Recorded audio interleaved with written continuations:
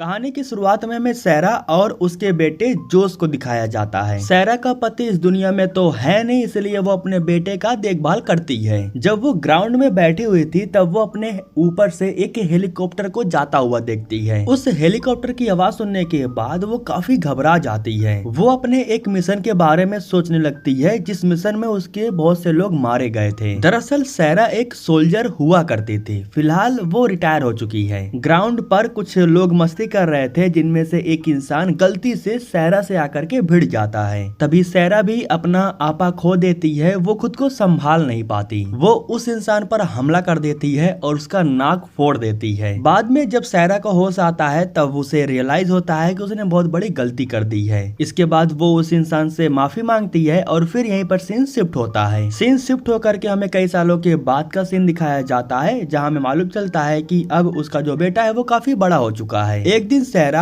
अपने बेटे के साथ अमेरिका के एम्बेसी में जा रही थी एक इंश्योरेंस पॉलिसी को अप्लाई करने के लिए। उसी वक्त सैरा के पास एक मैसेज आता है। उस मैसेज को एक जर्नलिस्ट ने भेजा था। वो सैरा से कहता है कि आपके साथ अफगानिस्तान में जो कुछ भी हुआ है उसके लिए मेरे पास एक नया खबर है। मैंने आपके ईमेल्स पर एक वीडियो भेजा है, उस वीडियो को देखिए और मुझे बताइए कि क्या आप उस वीडियो में किसी को पहचानती हैं। रिपोर्टर के कहने पर सैरा उस वीडियो को देखने के लिए तैयार हो जाती है, लेकिन जब वो वीडियो को देख रही थी तभी अचानक से उसका बेटा उसके पास से गायब हो जाता है। इसीलिए उसका ध्यान भटक जाता है। वो वीडियो को ना देख करके अपने बेटे को ढूंढने लगती है। उसका बेटा उसे मिल भी जाता है और फिर वो अपने बेटे को लेने के बाद अमेरिका एम्बेसी के कंसुलेट में चली जाती है। यहाँ पर उसे बस एक छोटा सा काम था, उसे वीजा के लिए अप्लाई करना था और फिर उसे यहाँ से चले जाना था। लेकिन अंदर जाने से पहले वो वेटिंग एरिया में बैठ करके अपने नंबर के आने का इंतजार करने लगती है। लेकिन इंतजार करते करते कुछ घंटे बीत चुके थे, इसलिए जोश भी अब मस्ती करना शुरू कर चुका था। दरअसल वो बोर हो चुका था, इसीलिए सैरा उसे ले जा करके प्ले रूम में छोड़ देती है। इसके बाद वो कंसुलेट में अकेले ही जाती है। वीजा अप्लाई करने के कुछ समय के बाद जब वो बाहर आती है तब वो गेट पर दो इंसानों को देखती है। अंदर का एक इंसान दूसरे इंसान को एक बैग देता है और फिर बैग को लेने के बाद वो गेट को खोल करके यहाँ से चला जाता है। सैरा इस बात को ज्यादा सीरियस नहीं लेती है, वो सीधा प्ले रूम में जाती है अपने बेटे को लेने के लिए। जब सैरा को अपना बेटा प्ले रूम में नहीं मिलता है तो वो बाहर आती है और हर एक कमरे की तलाशी लेती है, लेकिन उसे उसका बेटा कहीं नहीं मिलता। फिर वो गार्ड को बुलाती है और एक ऐसा दरवाजा खोलने के लिए बोलती है जो गार्ड नहीं खोल सकते थे। जिसके बाद सैरा सीधा जा करके यहाँ के सुपरवाइजर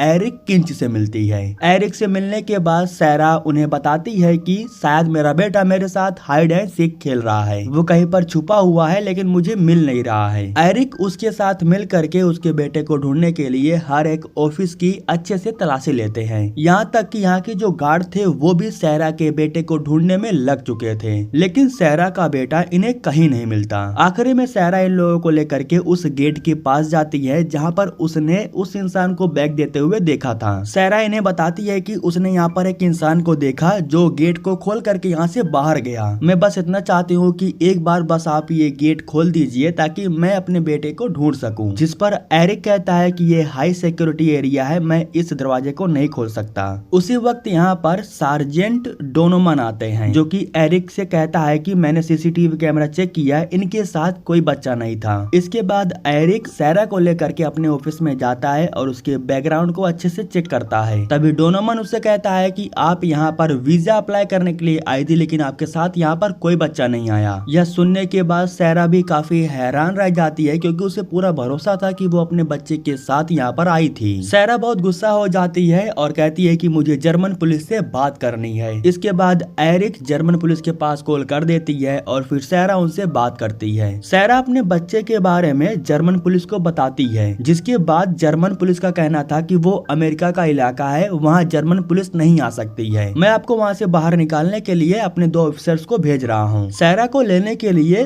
2 जर्मन पुलिस यहाँ पर आने वाली थी, लेकिन उससे पहले सैरा को कुछ करना था क्योंकि अगर सैरा यहाँ से चली गई तो वो अपने बेटे को कभी नहीं ढूंढ पाएगी। दोनों मन को कुछ काम था, इसलिए वो सैरा को ऑफिस में ही लॉक करके यहाँ से चला जाता है। अब इसके बाद सैरा को जैसे ही मौका मिलता है तो वो फौरन फोन को लेती है और अपनी माँ के पास कॉल करती है। सैरा अपनी माँ से कहती है कि जितनी जल्दी हो सके पुलिस और सरकार को अपील कीजिए, इन्होंने मेरे बेटे को कहीं किडनैप कर लिया है और मुझे ऐसा लगता है कि ये सभी लोग मिले हुए हैं। है। यह सुनकर के सहरा की माँ कहती है कि तुम दवाइयाँ ले रही हो या नहीं, तुम्हारी तबीयत कैसी है। दरअसल सहरा को स्ट्रेस डिसऑर्डर की बीमारी है और ये तब हुआ था जब वो मिशन पर थी। इस बीमारी की वजह से उसे भ्रम होता है और इसीलिए वो अभी भी दवाइयाँ ले रही है। थोड़ा सा ढूंढने पर यहाँ सहरा को एक पिन मिल जाता है और इसी पिन की मदद से वो आसानी से दरवाजे को खोल करके बाहर आ जाती है। जब वो प्ले रूम से गुजर रही थी तभी उसे अपने बेटे का एक खिलौना दिखाई देता है, जिसको देखने के बाद वो पूरी तरह से कंफर्म हो जाती है कि उसका बेटा यहाँ पर आया जरूर था। अब वहाँ से बाहर आने के बाद उसे जो भी दरवाजे दिख रहे थे उसके अंदर जा करके वो अपने बेटे को ढूंढने की कोशिश कर रही थी। इस बीच वो एक ऐसे कमरे में चली जाती है जहाँ पर उसकी मुलाकात एक लड़की से होती है जिसका नाम था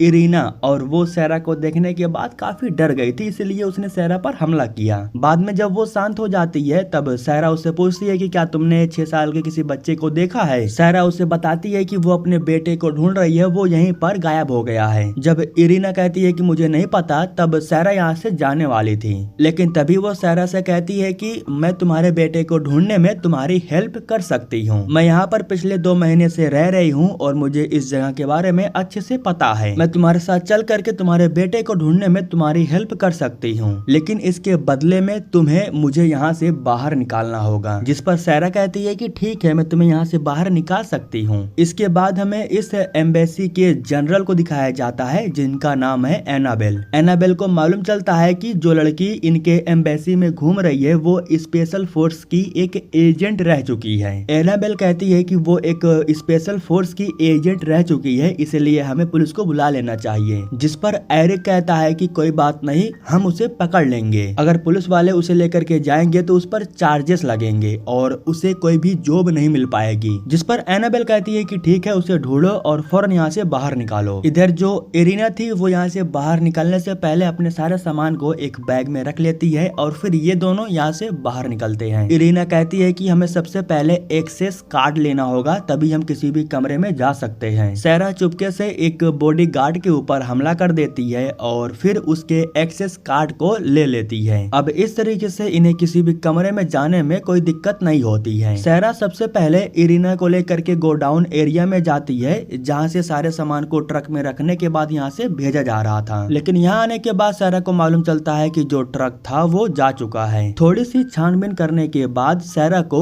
वो बैग मिल जाता है, जिस बैग को उसने ऊपर देखा था किसी दूसरे इंसान को देते हुए। उस बैग के अंदर सहरा को ढेर सारा ड्रग मिलता है, जिसके बाद सहरा को मालूम चलता है कि ये लोग ड्रग सप्लाई कर रहे हैं। मामला बहुत गंभीर था, इसलिए सहरा इरीना को लेकर के वापस से उसके कमरे में आ जाती है। इरीना काफी गुस्सा हो जाती है क्योंकि कुछ घंटे बाद एक और ट्रक जाने वाला था और उसी में बैठ करके इरीना यहाँ से जाना चाहती थी, लेकिन सहरा जानबूझ करके उसे नहीं भेजती है क्योंकि अब अगर वो गई तो काफी प्रॉब्लम हो सकती थी। उसी वक्त कमरे में 2 लोग आ जाते हैं जो कि गार्ड थे और वो इरीना को किडनैप करने के लिए आए थे, लेकिन सहरा के होते हुए उसे किडनैप करना तो नामुमकिन था। सहरा इन दोनों से फाइट करती है और इन्हें हरा करके इरीना को बचा लेती है, लेकिन दिक्कत तब हो जाती है जब यहाँ पर डोनोमन और एरिक आ जाते हैं। पीछे से एरिक सहरा को एक इंजेक्शन लगा देता है, जिसकी वजह से वो बेहोश हो जाती है। जब कुछ समय के बाद उसे होश आता है तब वो खुद को बेड पर बंधा हुआ पाती है। उसके सामने यहाँ के जनरल एनाबेल और सुपरवाइजर एरिक दोनों खड़े थे। सहरा को जब होश आता है तब वो एनाबेल से कहती है कि मुझे मेरा बेटा चाहिए, जिसके बाद एनाबेल कहती है कि मैंने तुम्हारी माँ से बात की, उन्होंने मुझे तुम्हारी बीमारी के बारे में बताया। जब तुम अफगानिस्तान के किसी मिशन पर थी तब तुम्हें चोट आई थी और तब से तुम्हें ये बीमारी है, तुम्हें सनक और भ्रम होता है। जिसके बाद सहरा कहती है कि मैं यहाँ के सीसीटीवी कैमरा को देखना चाहती हूँ। सहरा के इस आखिरी इच्छा को भी पूरा कर दिया जाता है। जब वो सीसीटीवी कैमरा को देखती है तब उसे उसका बेटा कहीं नहीं दिखाई देता है, हर कैमरे में वो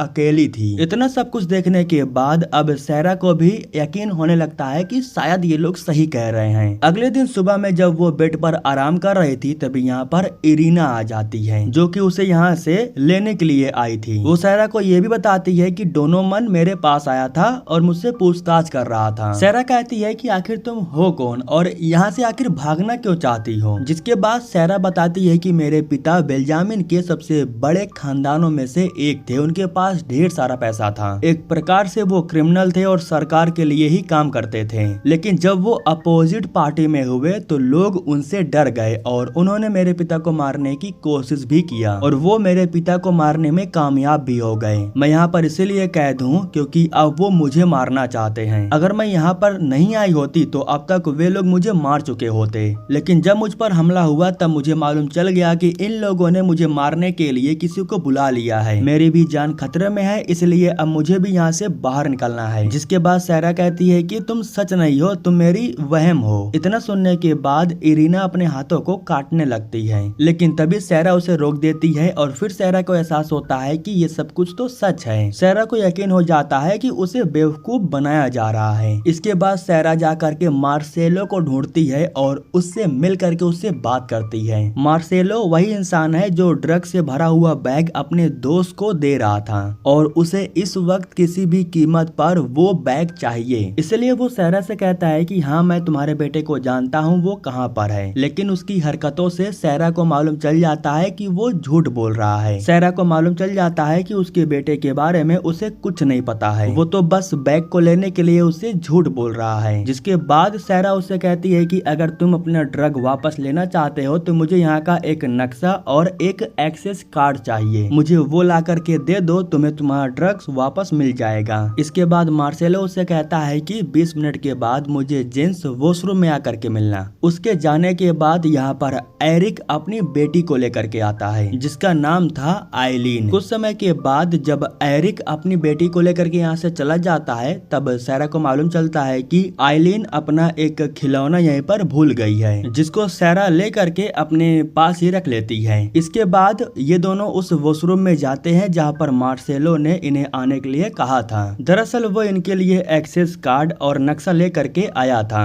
एक्सेस कार्ड की मदद से ये दोनों मन के ऑफिस में पहुंच जाते हैं। जब इरीना उसके कंप्यूटर में फाइलों को चेक कर रही थी तब सारा के नाम से भी कुछ फाइलें दिखाई देती हैं। यहाँ सारा को मालूम चलता है कि इन लोगों को सारा के बारे में सब कुछ पता है। सारा को यह भी मालूम चलता है कि इस्लामाबाद में जो मिशन हुआ था उसमें एरिक भी शामिल था। रिपोर्टर ने जो वीडियो भेजा है उसमें एरिक था जो किसी से बात कर रहा था। वीडियो पर उस रिपोर्टर का नंबर भी लिखा हुआ था। जिसके बाद सारा फौरन उस रिपोर्टर के पास कॉल करती है। जब वो रिपोर्टर से बात कर रही थी तब वो सारा को बताता है कि पाकिस्तान के जरिए मुझे मालूम चला कि अफगानिस्तान में जो हमला हुआ था ना वो एरिक की वजह से हुआ था, लेकिन अभी भी एक अहम शख्स की पहचान नहीं हो पा रही है। उस वीडियो में एरिक किसी इंसान से बात कर रहा है। शीशे में उसका चेहरा तो दिख रहा था लेकिन साफ नहीं दिख रहा था। इसलिए रिपोर्टर कहता है कि मैं एक अच्छी क्वालिटी का स्क्रीनशॉट भेजता हूँ। लेकिन तभी इरीना को मालूम चलता है कि दोनों मन अपने ऑफिस की तरफ आ रहा है।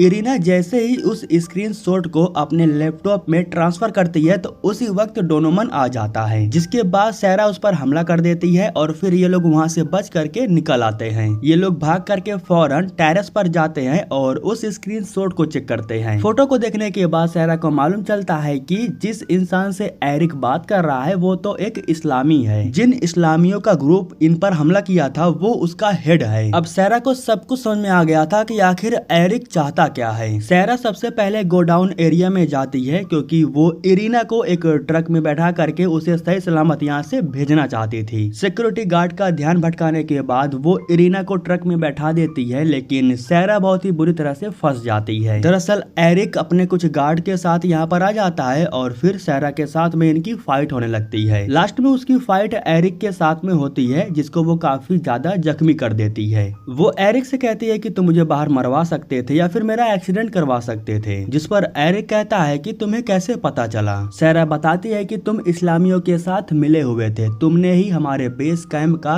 एड्रेस उन्हें दिया, वरना वो हम पर कभी भी हमला नहीं कर पाते। मुझे पता है कि तुमने ही मेरे बेटे को किडनैप किया है, मुझे बस बता दो मेरा बेटा कहाँ पर है। एरिक कहता है कि अगर मैं मरा तो तुम्हारा बेटा तुम्हें कभी नहीं मिलेगा और कुछ ही समय के बाद मेरे लोग यहाँ पर आने वाले हैं। इसके बाद सारा उस पर हमला करने के बाद वो बाहर आ जाती है। अब उसका प्लान ये था कि वो एरिक की बेटी को किडनैप करना चाहती थी और ये काम सारा काफी आसानी से कर लेती है क्योंकि उसका टॉय उसके पास था। उसी टॉय की मदद से सारा उसे अपने साथ ले जाने के लिए तैयार हो जाती है। वो आइलीन को लेकर के एक सेफ हाउस में जाती है और आइलीन को अपने साथ उसी सेफ हाउस में बंद कर लेती है। हालांकि जब एरिक को इसके बारे में मालूम चलता है तब वो यहाँ पर आता है और सारा से बात करता है, जिस पर सारा कहती है कि मुझे मुझे मेरा बेटा वापस चाहिए। सैरा ने ऑक्सीजन को बंद कर दिया था, मतलब कि सेफ हाउस के अंदर धीरे धीरे ऑक्सीजन लेवल एकदम कम हो जाएगा। ऑक्सीजन लेवल कम होने की वजह से ही आइलिन की हालत काफी खराब हो गई थी, इसलिए सैरा जा करके ऑक्सीजन को चालू कर देती है। वो नहीं चाहते थे कि उसकी वजह से कोई बच्ची मारी जाए। सैरा कहती है कि मैं तुम्हारी बेटी को बाहर भेजने के लिए तैयार हूँ, लेकिन तुम्हें अंदर आना होगा क्योंकि मैं तुमसे कुछ बात करना चाहती हूँ। एरिक राजी हो गया था, इसीलिए सैरा उसकी बेटी को बाहर भेज देती है और फिर इसके बाद एरिक अंदर आ जाता है। सैरा उससे कहती है कि मुझे पता है तुम सिर्फ मुझे मारना चाहते हो, मैं खुद को खत्म कर लूंगी, लेकिन मेरे मरने के बाद तुम मेरे बेटे को मेरी माँ के हवाले सौंप देना। एरिक कुछ जवाब नहीं देता क्योंकि उससे पता था कि अंदर की सारी आवाजें बाहर जा रही है, इसीलिए सबसे पहले वो जा करके वॉइस सिस्टम को बंद करता है और फिर सैरा से बात करता है। वो सैरा से कहता है कि ये सच है कि मैं अपने ही दुश्मन से जा करके मिला था क्योंकि मुझे ढेर सारे पैसे मिल रहे थे। दिक्कत तब हो जाती है जब उस रिपोर्टर को पता नहीं कहां से वो वीडियो मिल जाता है। मैं तुम्हें सच में नहीं मारता क्योंकि तुमसे ज्यादा तो मुझे वो रिपोर्टर टॉर्चर कर रहा था, लेकिन अब तुम भी इकलौती गवाह बन चुकी हो जिसे मेरे बारे में सब कुछ पता चल चुका है। हम शुरू से ही तुम्हारे साथ खेल रहे थे, असल में तुम्हारा बेटा तुम्हारे साथ यहाँ पर आया था, मैं तो बस तुम्हें तुम्हारे ही जाल में फंसाना चाहता था ताकि मैं बेगुनाह साबित हो जाऊं और कभी भी मुझ पर कोई इल्जाम ना लगे। अपनी गवाही देने के बाद वो सैरा को गन से शूट करता है और एक गोली अपने पैरों पर भी मारता है। इसके बाद वो सीधा बाहर निकल जाता है, ऐसा दिखावा करते हुए कि सैरा ने उस पर हमला किया है। सेफ हाउस को उड़ाने के लिए दरवाजों पर बम लगाया जा रहा था, लेकिन बेचारे एरिक को नहीं पता था कि उसकी बेटी का जो फोन है वो अभी भी सैरा के पास ही था और उसी फोन में सैरा ने सब कुछ रिकॉर्ड कर लिया था। तो फाइनली इस तरह से एरिक की सच्चाई सभी लोगों के सामने आ जाती है। एरिक को गिरफ्तार किया जाता है और सैरा को हॉस्पिटल में एडमिट किया जाता है और फाइनली ये लोग सैरा के बेटे को भी ढूंढ निकाल लेते हैं। इस तरह से सैरा को उसका बेटा मिल जाता है और इसी के साथ ये कहानी यहीं पर खत्म हो जाती है।